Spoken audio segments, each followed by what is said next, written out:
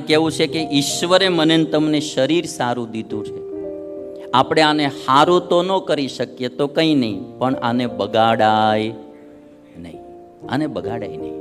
એટલે મારે તમને બધાને વિનંતી કરવી છે કે ખાવું હોય તો દૂધનો માવો ખાઓ, તમાકુવાળા માવા ખાવા નહીં. આ દૂધના માવાના પેંડા બનાવીને ખાઓ, પણ જે માવા આપણા શરીરને બગાડે એ માવો ખાવો નહીં, એ તમાકુ ખાવી નહીં, એ બીડી પીવી નહીં, એ દારૂ પીવો નહીં, એની કોઈ જરૂર જ નથી. તમે ક્યાંય એવું સાંભળ્યું કે તમાકુમાં 3 પ્રકારના વિટામિન મળે, કે આટલી પ્રકારના પ્રોટીન મળે, અને આટલા પ્રકારનું આ મળે, નિકોટીન મળે જે શરીરને નુકસાન કરે એવું, બરાબર? એમાં કોઈ જરૂર નથી, અને એની કોઈ જરૂર નથી.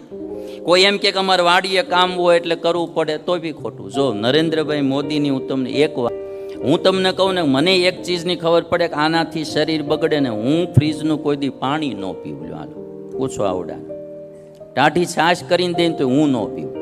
નેચરલ માટલાનું જ પાણી પીવાનું. આપણા શરીરને જે અનુકૂળ ને જે સ્વસ્થ રાખે. આ પ્રારબ્ધમાં રોગ લખ્યો હોય ને આવે તેને આપણે એક્સેપ્ટ કરી લેવું, પણ આપણે કારણે આપણા શરીરમાં રોગ આવે એવું આપણે ખાવું પીવું નહીં. અમે જો આ પધરામણી જાય ને, રોજની હું 25-30 ઘરે પધરામણી કરું, બરાબર? બધાએ ભાતના પ્રસાદ ભગવાન આગળ ધરાવ્યા હોય કે સ્વામી લ્યો એક લ્યો. અમે પહેલેથી નિયમ રાખ્યો, એક દાણો ક્યાંય અડવાનો જ નહીં. અમે ખાલી એક દાણો કે એક પેંડો ખાઈ તો આ વ્યાસ પીઠું નાન્યું પડે એવા થઈ જાય. અને બધું મફતમાં જ મળતું હોય, બરાબર છે?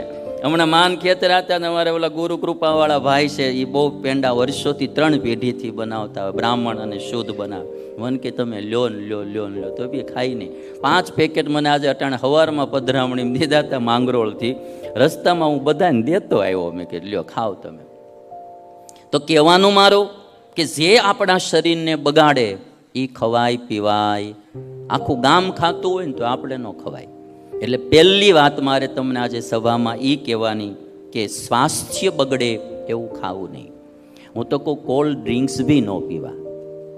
એ જેને નથી મળતું ને કાંઈ પીવા, એવડા વિદેશીઓ પીવે. એને શેરડીનો રસ મળે છે? અમેરિકાવાળાને શેરડીનો રસ મળે તાજો ભાઈ? એને આ તાલાળાની કેરીના રહ મળે? કેરી જ નથી થતી, એવડાય હું કેરીયું ખાય બિચારા. એને ચીકુના રસ કે જ્યુસ ત્યાં મળે તાજા બિચારા? એને આપણે અહીંયા છે તાજા ગીર ગાયના દૂધ મળે એવા એને દૂધ મળે. તમે દુબઈના દહીં ખાવ ને ત્યારે જાણે આપણને એમ લાગે ફેવિકોલ ખાતા હોય ને એવા શીકણા લાંબા. એની પાસે છે જ ક્યાં? અને ઈશ્વરે ભારત દેશને તો 500 પ્રકારની તો કેરીઓ આપેલી છે. કેટલી પ્રકારની? હા, એથી વધારે હશે, ઓછી નહીં. તો તાજું જ્યારે મળતું હોય આપણને, તો આપણે એવા ભંગારિયા કોલ્ડ ડ્રિંક્સો કરવા પીવા, જેમાં કોઈ સત્વ નથી, નકરા કેમિકલ્સોથી બનાવેલા હોય.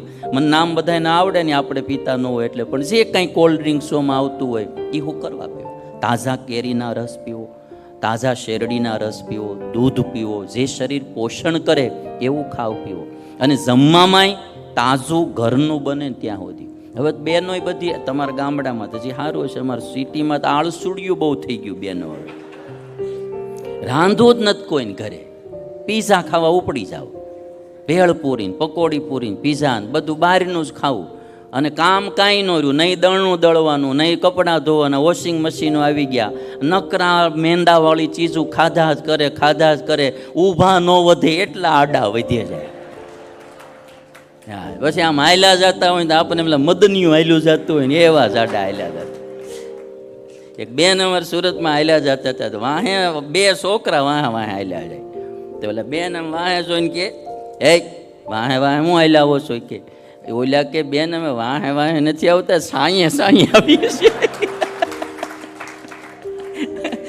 વાહે નથી આવતા, સાંયે હાયલા આવીએ છીએ. ઝાડા એવા ને સાઈડો હારો પડતો હતો, ઓલે છોકરા. એટલે બને ત્યાં સુધી આવી ખાણીપીણીથી બી બચવું. પહેલું સુખ તે જાતે નરિયા.